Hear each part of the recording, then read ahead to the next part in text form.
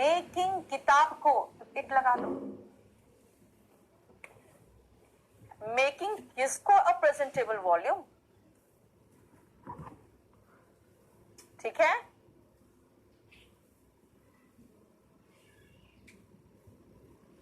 आए समझ में? यानी आप इस तरह के सेंटेंसेस को इट से शुरू करते हैं जब आप मौसम, वेदर, क्लाइमेट ये सब बता रहे होते हैं तब, ठीक है। और उसके बाद एक नाउन के लिए इट, प्लूरल के लिए दे, मेडिसिन के लिए आप मुझे फिर चाहिए तो इट, और बुक के लिए फिर चाहिए तो इट। कहां चाहिए वो सेंटेंस में देख के लगाना पड़ेगा आपको। मेकिंग प्रोनाउन नहीं बेटा, making it a presentable volume. इसे बना रहे हैं क्या, एक अच्छा वॉल्यूम। प्रेजेंटेबल मतलब आप किसी को सामने दिखा सकते हो। ऑनलाइन वर्सेस ऑफलाइन, नितिश मैं दोनों में बड़े ईमानदारी से पढ़ाती हूँ, आपकी मर्जी, जो लगा लो, जो देख लो आप, जो अफोर्ड कर सकते हो। हाँ एक चीज कह सकती हूँ, ऑफलाइन का एक ऑरा अलग रहता है ना। आज देखना मैंने आपका अपने स्टेटस में लगाया हुआ है, मेरा नंबर है ना आपके पास व्हाट्सएप का 8860333003। आप एक तो फेसबुक पे फॉलो कर लो यार, फेसबुक में बड़ा मजेदार मैं जोक्स भी डालती हूँ, जितने आते हैं एग्जाम सब डाल देती हूँ कि हाँ ये एग्जाम आया है, ये होने वाला है, सब कुछ बताते रहती हूँ। एक तो नीतू सिंह फेसबुक पे फॉलो कर लो, और आज जरा स्टेटस देखो मेरा, आपको पता चलेगा ऑफलाइन क्लास कैसे होता है। वो ऑरा ही डिफरेंट होता है। अफोर्ड कर सकते हो तो आ जाओ, नहीं अफोर्ड कर सकते हो तो भाई हम आपके घर आ गए। चलो आप इस पेज को देखो जरा,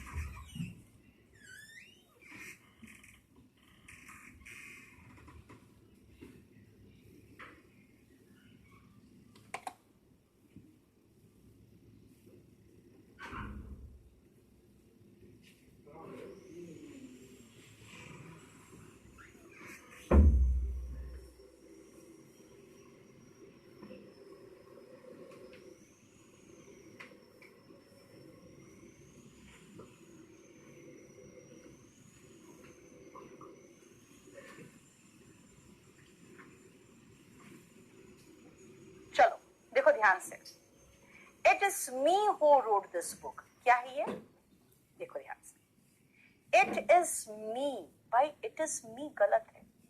आप कहोगे मैम आप ही तो पढ़ाए हो अभी कि वर्ब के पहले सब्जेक्ट फॉर्म और वर्ब के बाद ऑब्जेक्ट फॉर्म, अभी तो आपने पढ़ाया। और यहां अगर आप कह रहे हो इट इज मी नहीं इट इज आई होगा, तो हम कैसे माने, आप तो वर्ब के बाद ऑब्जेक्ट फॉर्म बोल रहे थे। जानते बेटा, Renan Martin, Michael Swain, Norman Lewis, सब ने कहा ये बिल्कुल सही है। सबका कहना है कि भाई ये जो फॉर्म है ना ये ओवर करेक्ट है, एक्सट्रीमली फॉर्मल है, लेकिन हम तो वही पढ़ेंगे ना जो एग्जाम में आता है ना। एग्जाम ट्रेडिशनल ग्रामर को फॉलो करता है। ग्रामर कहता है कि मैं ये कहना चाहती हूं कि मैंने किताब लिखी, तो बोलो आई रोट दिस बुक। मैंने किताब लिखी, आई रोट दिस बुक, है ना। लेकिन अगर आप कहोगे भाई ये मैं हूं, मैं जिसने ये किताब लिखी है, अब आप जोर देना चाहते हो तो कैसे दोगे? तो कहोगे it is I who wrote this book, मैंने लिखी है ना, तो मैं तो सब्जेक्ट हूं ना। तो कहोगे फिर इट क्या है? ध्यान से सुनो, इट और ये बी का फॉर्म ये तब हम इस्तेमाल करते हैं जब इस व्यक्ति पर जोर देना है, हालांकि ये सब्जेक्ट है। मैं जोर देना चाहती हूं ये मैं हूं, मैं जिसने ये किताब लिखी है। It is I who wrote this book. आया समझ में? इसीलिए याद रखना, इट प्लस बी का कोई भी फॉर्म आए उसके बाद प्रोनाउन का सब्जेक्ट फॉर्म आएगा। इट प्लस बी का कोई भी फॉर्म आए उसके बाद प्रोनाउन का सब्जेक्ट फॉर्म आएगा, क्योंकि वो सब्जेक्ट को पॉइंट आउट कर रहा है। रितांशु, अगर मैं मैसेज इग्नोर नहीं करूं ना बेटा, तो मैं 1.5 घंटा तक खाली मैसेज का जवाब देते रहूंगी, ठीक है?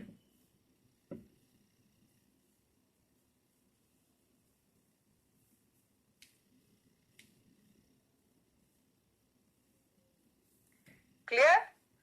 नेक्स्ट आप, ऑल ऑफ अस प्रेपोजिशन के बाद प्रोनाउन ऑब्जेक्ट फॉर्म में आता है।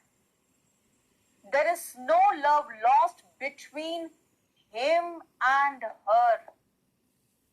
बिटवीन और एंड के साथ प्रोनाउन का ऑब्जेक्ट फॉर्म आता है। He is like me, you are unlike me. Like और अनलाइक के बाद प्रोनाउन का ऑब्जेक्ट फॉर्म आता है। बोलोगे ये क्या पढ़ा रहे हो आप?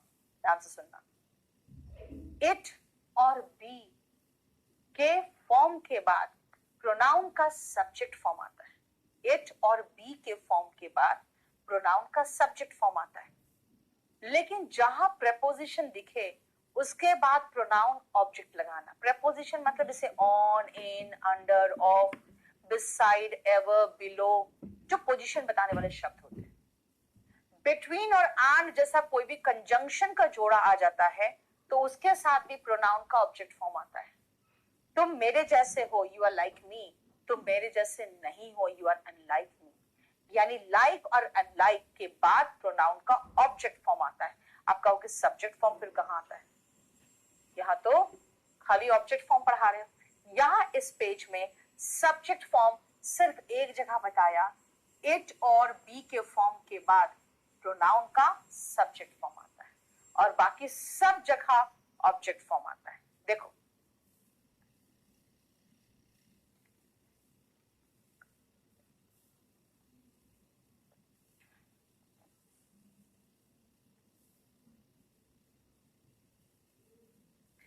हर्ष अभी तो नहीं सोचा है बेटा।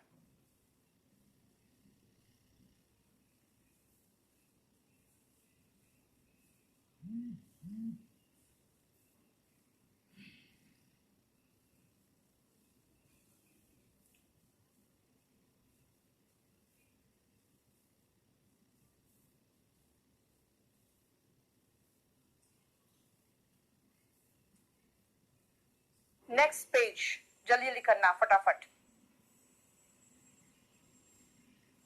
इट इज लाइक, लाइक के बाद फिर नहीं आएगा। इट इज आई बेटा, इसके बाद सीधा आएगा तब प्रोनाउन का सब्जेक्ट फॉर्म आएगा।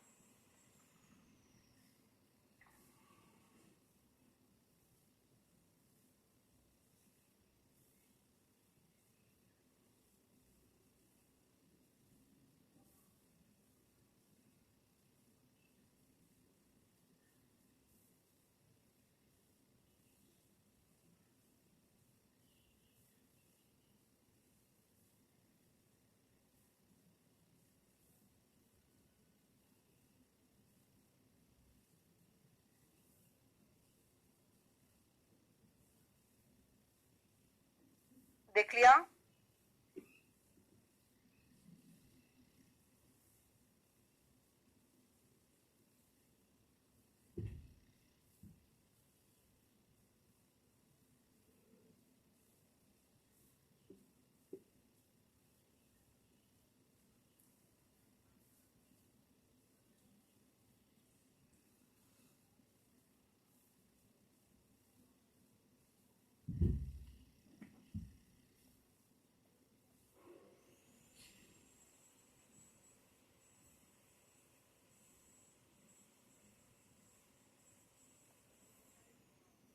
नेक्स्ट आओ, लेट हिम गो।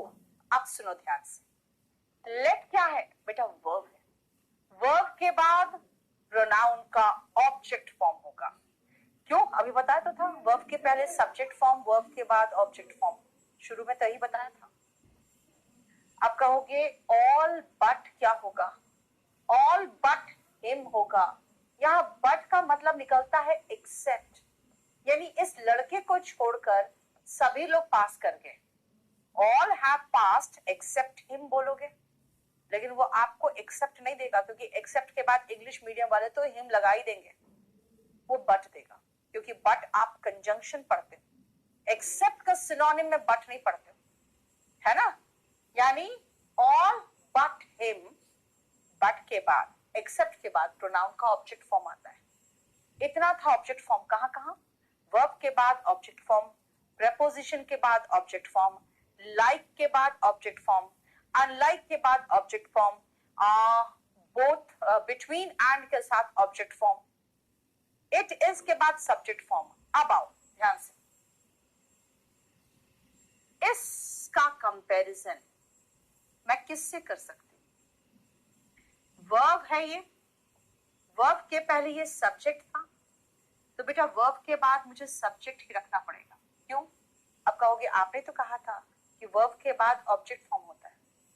ध्यान से सुनना, वर्ब के बाद ऑब्जेक्ट फॉर्म होता है, लेकिन जब सब्जेक्ट कोई काम कर रहा हो ऑब्जेक्ट पर, तब ना ऑब्जेक्ट फॉर्म होगा। जैसे अगर मैं कहूं मैं उस लड़के को पढ़ाती हूं, तो मैं कहूंगी आई टीच हिम, यानी मैंने कोई काम किया टीच करने का, और ये इस लड़के पर हुआ। लेकिन यहां पे मैं कह रही हूं तुम मेरे से बेहतर हो। अब तुम मेरे से बेहतर हो, तो तुम और मैं, तुमने कोई काम मेरे पर थोड़ी किया है, हम दोनों का कंपैरिजन हो रहा है। अगर हम दोनों का कंपैरिजन हो रहा, अच्छा यहाँ पे हर कर दो क्योंकि यहाँ पे लड़की का जिक्र हुआ है, ठीक है? तुम्हारा कंपैरिजन मेरे से हो रहा है, दोनों एक तराजू पर रहना चाहिए ना। यानी सब्जेक्ट का कंपैरिजन बेटा ऑब्जेक्ट से कैसे कर दोगे? फिर रेनन मार्टिन कहता है यार मी सही है, कौन इतना झंझट ले रहे हो, वर्ब के बाद तो ऑब्जेक्ट फॉर्म रहने दो ना। लेकिन ट्रेडिशनल ग्रामर कहता है कि नहीं, एक चैप्टर है पैरेललिज्म, वो कहता है भाई सब्जेक्ट का कंपैरिजन सब्जेक्ट से करो, बराबरी के बीच में तुलना करो। शादी में आपको बराबरी चाहिए, है ना? पूरा का पूरा समाज में आपको बराबरी चाहिए, तो यहां क्यों गैर बराबर लोगों में तुलना कर रहे हो? तुलना करना है तो ही का कंपैरिजन शी से करो, आई से करो, दे से करो, यू से करो, ऑब्जेक्ट फॉर्म से मत करो। इसलिए यू अगर वर्ब के पहले है तो ये सब्जेक्ट फॉर्म है, तो आई से कंपैरिजन होगा। You are better than me spoken में चलेगा, इस पे नहीं चलेगा। अब अगर मैं कहूं कि मैं तुमसे उतना ही प्यार करती हूं जितना इस लड़की से करती हूं, तो मैं कहूंगी I love him as much as her. ठीक है, ये दोनों ऑब्जेक्ट है क्योंकि मैं अकेली सब्जेक्ट हूं, मैं प्यार करती हूं इस लड़के से उतना ही जितना इस लड़की से, है ना? जैसे आप अपने पापा से ये पूछते हो कि आप मम्मी से ज्यादा प्यार करते हो, मुझसे ज्यादा प्यार करते हो, तो क्या कहेंगे? I love her as much as you, क्योंकि वो अकेला सब्जेक्ट है, दोनों से प्यार कर रहा है। लेकिन अगर आप कहोगे मम्मी ज्यादा प्यार करती है कि आप ज्यादा प्यार करते हो, तब वो क्या कहेंगे? कहेंगे I love you as much as she, क्योंकि वो कहेंगे मैं भी तुमसे प्यार करता हूं और ये भी तुमसे प्यार करती है, यानी ये जो लड़का है उससे ये दोनों प्यार करते हैं, तो ये सब्जेक्ट हो गया और ये अकेला ऑब्जेक्ट है। इसीलिए यहाँ पे ये दोनों ऑप्शन सही होता, ये दोनों ऑप्शन सही होता। इसीलिए आंसर क्वेश्चन आपका 9th से नहीं आता, क्वेश्चन आपका 8th से आता है। देखो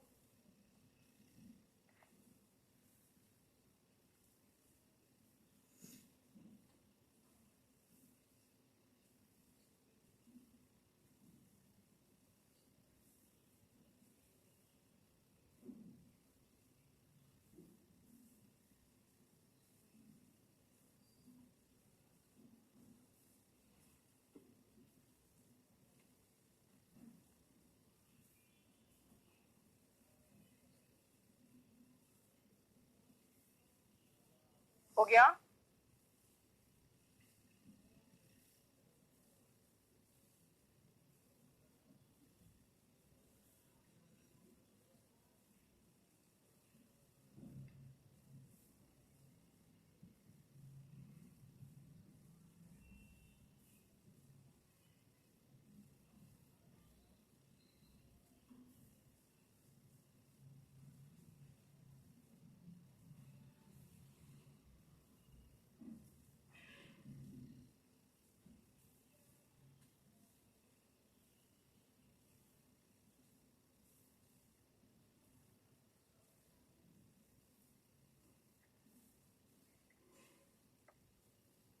चलो, प्रोनाउन आज हम लोग 11 नंबर पेज पे छोड़ रहे हैं। फाइन, समझ में आ गया इतना? अब यहां तक कोई क्वेश्चन, कोई प्रॉब्लम है तो मुझे बताओ, नहीं तो फिर मैं जा रही हूं नेक्स्ट वो कैब में।